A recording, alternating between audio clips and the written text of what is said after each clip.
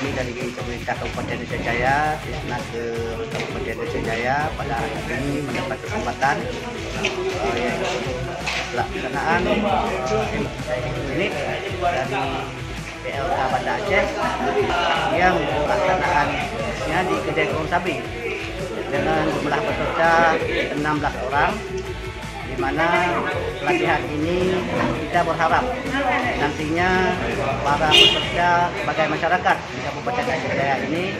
bisa menambah ilmu, menambah skill dalam perjalanan hidupnya. Semoga mereka suatu saat dapat mendapatkan ilmu yang baik untuk diterapkan sebagai skill pribadi individu di dalam penerapan sehari-hari. Kami dari pemerintah Kabupaten Aceh Jaya, Dinas Tenaga Kerja, mengharapkan adanya selalu kerjasama yang baik